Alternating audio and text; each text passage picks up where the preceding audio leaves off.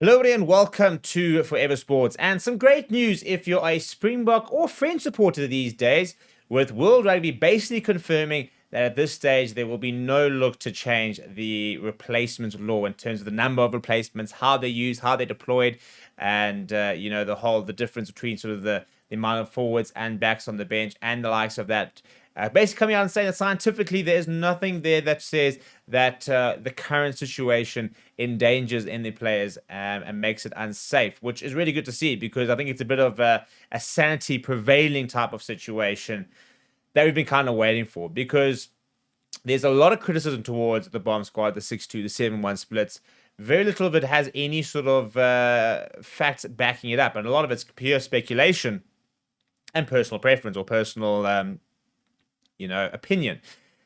And I think it's so dangerous when you sort of just throw out lots of statements. I mean, if you don't like it, that's one thing. If you sit there saying it's not the way that the game was designed and the likes of that, but when you start saying that it is more dangerous and that players coming off are a matter of factly going to be, causing harm and the likes of that, without any sort of evidence to suggest that, you enter a very, very dangerous realm. And we're going to talk about exactly what Gilpin has said, the chief rugby World Rugby chief executive, and what that sort of might have. So in terms of that, this is what he said. So in an interview via The Guardian, he said that we looked at it from a science medicine perspective.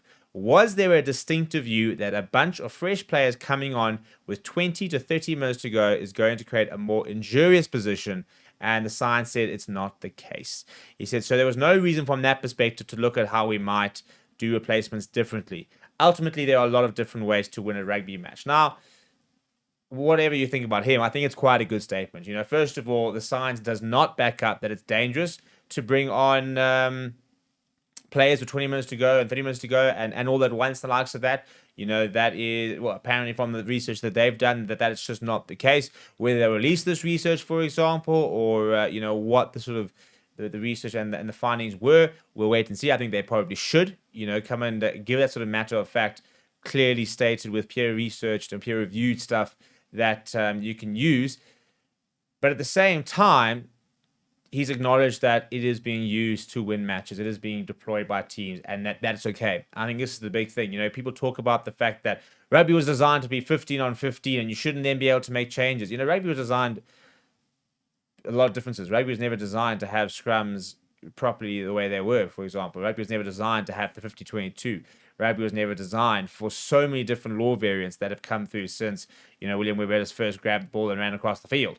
So I don't think that, when you start talking about rugby was never designed, the game has evolved over years and years and years. And the game has to evolve, We can't, I mean, if you go back to what it was back in, I don't know, the 60s or 50s, even when you look at the 70s and 80s, if you look at it, it was very messy. There were obviously some fantastic moments, and everybody goes and says, oh, that's how rugby used to be. But that is literally just nostalgia talking.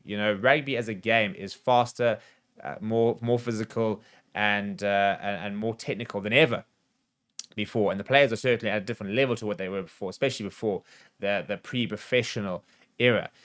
Now, for example, you can do things like deploy the bench to try and win your game, to try and maximize your 80 minutes the best way possible, to try and negotiate. At the end of the day, the game of rugby is two teams run onto a field, one team will win, and both teams are trying to win. And I think that's the big sort of point. We can't sit there saying, oh, it's designed to be this, it has to be like that. At the end of the day, you are allowed 23 players on a team to try and win you an 80-minute rugby match. You got to break it down to its simplest form, and that is it. And what you do with regards to how you use your replacements, how many replacements you have, and the likes of that is completely up to you. You have got your parameters, and you've got your goal. And your goal is to, win games. And at the end of the day, that's the only thing that matters. And if you do that without bringing in replacements, then great, power to you type of thing. So basically, this man can go and put a sock in it, as Matt Williams continues to criticize this and say it's not safe, and with very little evidence to back up his opinions and his thoughts.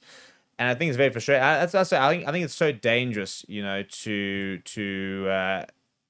throw out those sort of opinions and those kind of things as fact, because they're not necessarily fact. Apparently the science says quite the opposite.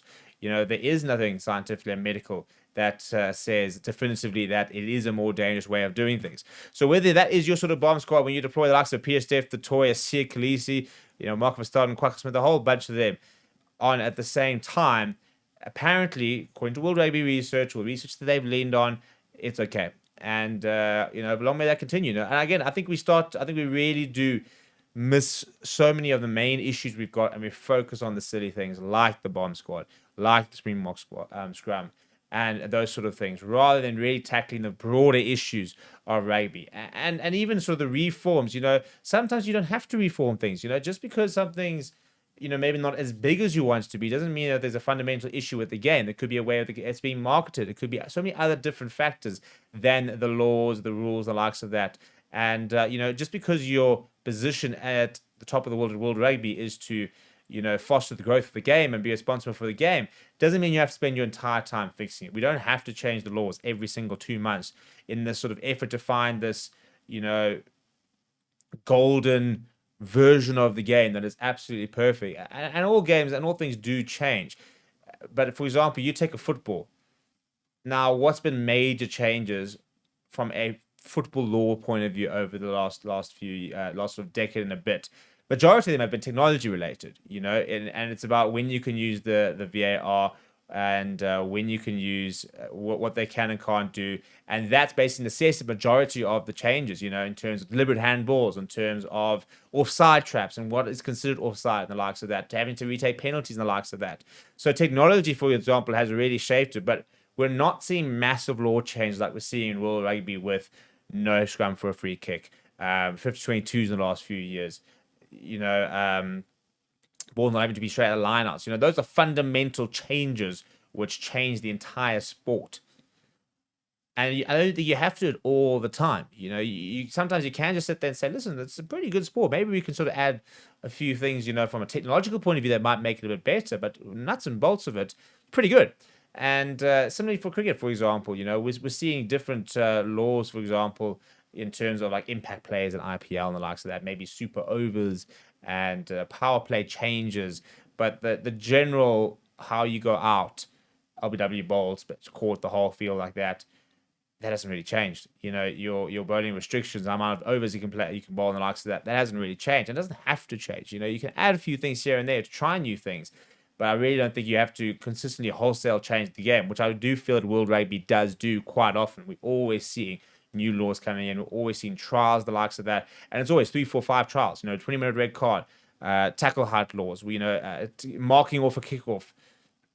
In Varsity Cup, we're seeing, point of origin tries, where if you score from within the own half, it's more points. These are big changes that are consistently being floated. And at the end of the day, do we not actually just quite like the way rugby is? And maybe, yes, there are maybe a couple of small tweaks we can make, but we don't have to make these massive changes every single few months that completely change the game and the whole sort of the perspective of coaches and the entire shape of how teams and tournaments might go. So let me know what you think down in the comments below. Smash the like on the video, subscribe to the channel as well. Thank you very much for watching. My name is Steve. I'll chat to you soon.